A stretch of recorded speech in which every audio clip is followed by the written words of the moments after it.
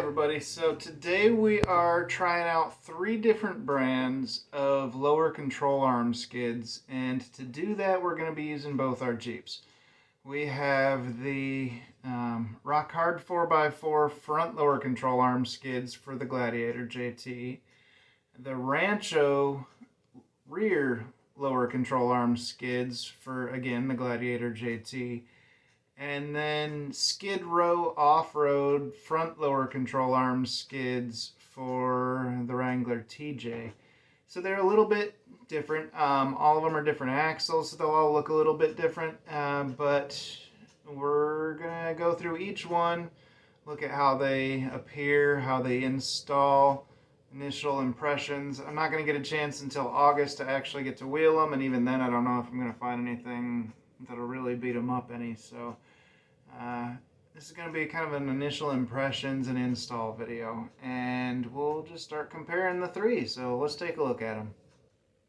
So let's start off with the Rock Hard 4x4. Now this is the front lower control arm skid for the Wrangler JL. It was supposed to fit the Gladiator, was the way it was sold to me, and it says so on their instruction sheet as well. So looking at it, it's well built. It's solid 1/4-inch plate steel, I believe. It's got a nice lip here that goes over the existing mount to make sure it doesn't flip or twist if you hit any rocks. I mean, it came with stickers, so anything that comes with stickers for a Jeep is always good, right? Let's see here. This bolt does appear to be 10.9. And so it is a metric, and it's one of the stronger end metrics. It should be good for what it's doing. These are inner tabs because the actual control arm mount is only about that wide. It does say in the instructions it doesn't matter what the final orientation of these are. They're just to help hold it in place. The bolt I have checked down here. It does have plenty of thread to screw down. And it is a lock nut, as you can see. These are solid. From what I can tell, they are completely made in the U.S., all in Nebraska, and nice powder coating. It's a little dirty and whatnot, but these are, from initial view, impressive. So then let's take a look at the Ranchos, and what I just noticed as I was unboxing it is I accidentally made a mistake and I ordered the rear shock skid plates instead of the lower control arms. You know what, I'm actually kind of good with that because the shock mount hangs lower on the Gladiator than the lower control arm does, and it's actually closer to the tire. So if a tire slips off a rock, it's going to be the shock mount that gets hit first. Looking at these, one of the first noticeable things about the Rancho system is that it actually comes with a tubal Loctite, so you got a bit of a bonus there. Granted, the Rancho shock mount at least is almost double the cost of that Rock Hard 4x4 lower control arm mount. Now, as far as the comparison of the front lower control arm price side by side, I'll have to get that here in a little bit, and I'll put that in the video. This might be more specifically because, as you can tell, there's a lot more steel, there's extra hardware. But this is the shock mount. So this actually replaces your shock mount bolt, and then this mounts it right up to the frame. You got this nice handy nut clip. Yeah, so you can hold that up there and get the nut screwed in. It does come with a washer and double washers here. Again, this is a locking nut. They are both recommended to be torqued at 100 foot-pound for this bigger one, and then they actually recommend 45 for the 10mm bolt. This is, again, a 10.9 bolt metric, and that is, I believe that's similar to a grade 8 in strength. I would have to compare, but looking at the actual product, it's got a really nice clean weld here, just like the other does. It does not seem to be quite the same, though, because this bottom side, it looks like they just kind of pieced it together, set that in those slots, and then welded it. It does not look like that would cause any kind of problem in stability, if you ask me. And instead of powder coating, this is, I believe this is like E-coated or something. Just kind of looks like paint. So we'll see how these hold up as well. Either way, it looks like a good solid product. The actual steel is again appears to be quarter inch plate, so the steel itself just as heavy duty. I'm gonna say, all in all, we do like the red of it because on Jen's Jeep the red is actually her accent color on a white Jeep. So unfortunately we didn't get the red on the front. Half tempted to try and spray paint that powder coating, but I don't know how paint sticks to powder coat. So we're just probably going to leave it for now. Maybe she'll make me do it in the future. In the meantime, let's take a look at the next one, which is Skid Row Off-Road for the TJ.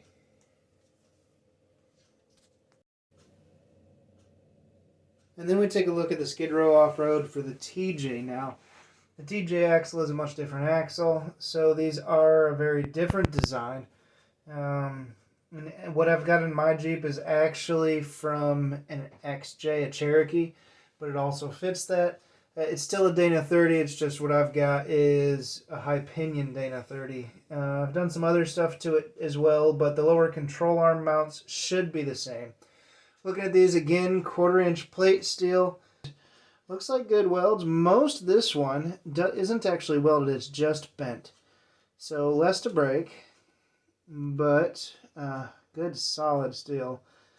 Again, I believe this is 1/4 inch. It looks about like the other two did. Now this one does have some chips already in the finish coming straight from the factory.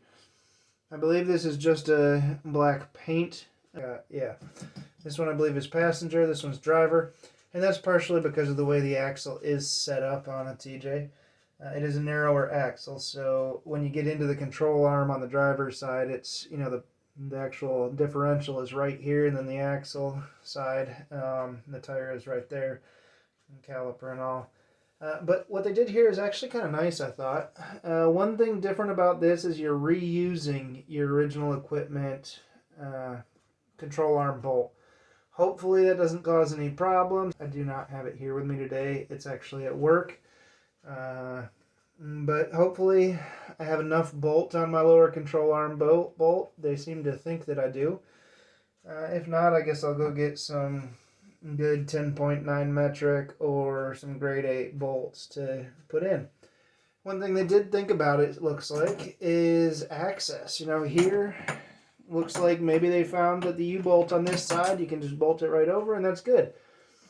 But I would guess that this is because you don't really have good access to the top side to get a U-bolt over, and so they gave you bolts with this little plate, kind of what you see here. Also on the driver's side one, rather than a nut head, whereas these have a hex head, these actually have a carriage bolt head that fits into that square opening, and it is a rectangular opening, so it has a little bit of play, but it won't spin. So as you're fighting with it, you're not having to get a tool on both sides. I'm guessing again that has to do with what's in the way. Once again, Skid Row came with a sticker, but I also did get on the side note a TerraFlex oil pan skid plate. And I think TerraFlex wins the day.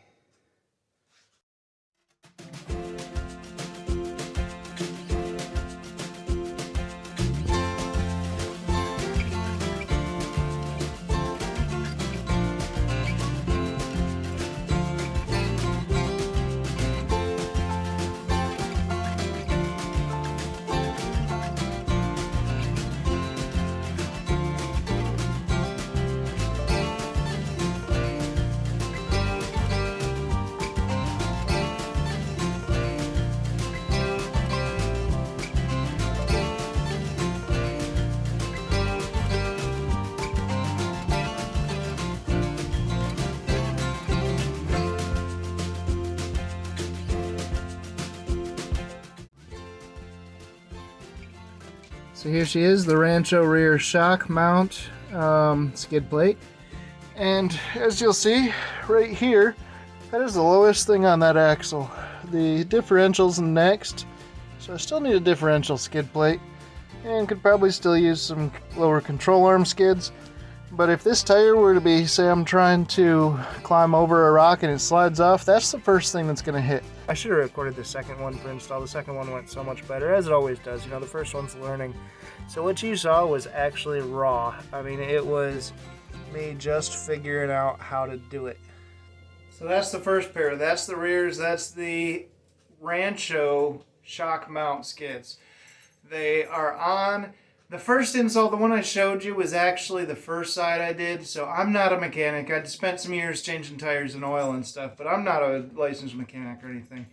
They went on easy. If you know how to turn a wrench, you can figure it out. You might need a little problem solving because the shock did keep trying to expand, which meant I needed to find a way to compress it back up so the bolt would go in. Also, with the Rubicon shocks on there, they have that plastic shroud over the actual tube. And so I had to shave a little bit off of that because that did seem to interfere with the new shock mount skid. Other than that, you know, I used a Dremel for that. That was pretty easy. Other than that, the install was pretty nice. The second one went on really quick. I was laying in the sun at 90 degrees, and if you know me, anything above 68 sucks. But it went on easy, and I got nothing to complain about. They went on, they look good, and they look very solid. I'm very happy with how they came out. Rancho, I'll give them a 5.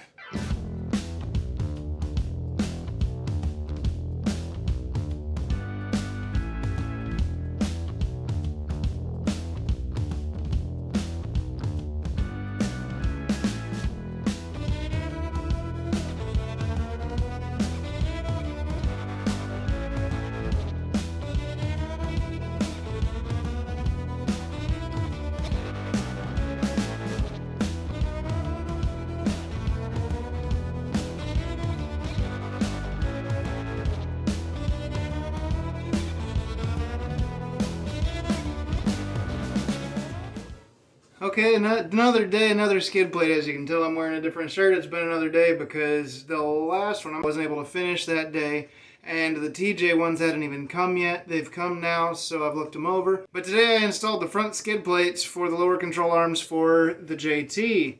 And as you saw, the first side was super easy. It took 10 minutes. The second side I didn't show, but you do have to remove the center axle disconnect skid plate on that, which is also easy. It's 10 simple 10 millimeter, 4 simple 10 millimeter bolts. But you can't put all 4 back in. Only 3 of them will go. Once the skid plate's there, it's in the way. And you actually have to cut a corner of that center axle disconnect skid plate out if you want to put it back in. The instructions actually said just remove it, but personally I still want that guarded. I'm not going to up armor one thing just to down armor another. So I just cut the corner off of that, and it's still pretty stable, still sturdy. Otherwise, the install was easy. Those little tab slide-in pieces made that really nice. I would say install-wise, that was easier than the rears, which once again was shock, so that's a little bit different.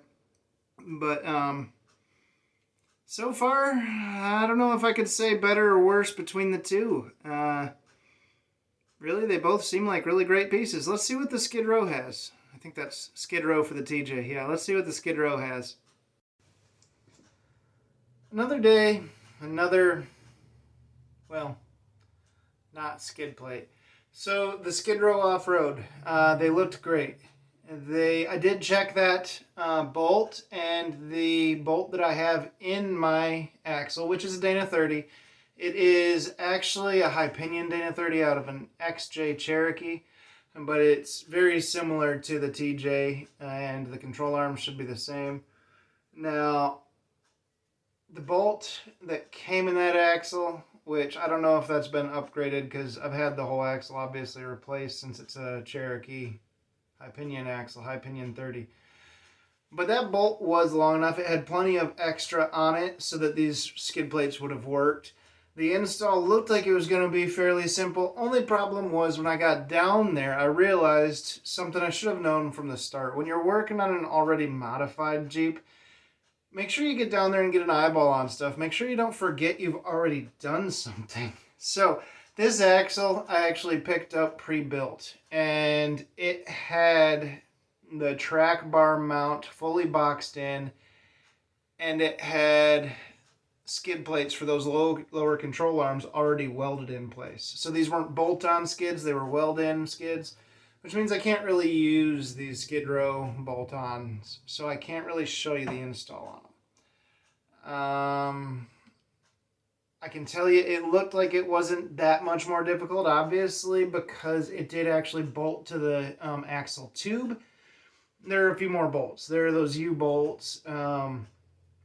Honestly, if I had to guess, it looks like a more sturdy design because it is actually bolting to the axle tube as well, not just to the control arms themselves or control arm brackets themselves. So if I had to rate it, I would say it's a more complete skid plate, but honestly, I don't know. So I'm gonna say 5 stars. Take it for what it's worth. I didn't get to install it, and I will not get a chance to wheel it, so can't tell you anything about them other than they look really good. All in all, between the three now, I'm going to say,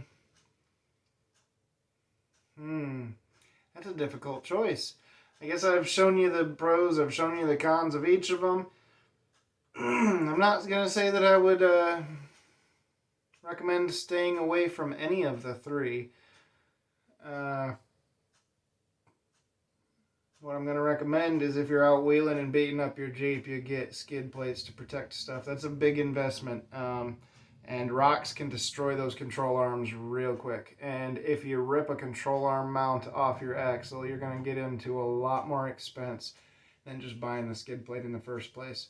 Same thing goes for knocking the bottom out of your oil pan on a trail, or a plethora of other things that can happen. Skid plates, probably more important than light bars. But they also add weight to your vehicle too, and as you know, one of the beauties of a Jeep is it's so lightweight. They tend to wheel well because of that. So, pros and cons to everything. Between the three, I'm going to say they all came out on top. Sorry, I don't have a better answer for you. Take care, yo. See you out on the trails.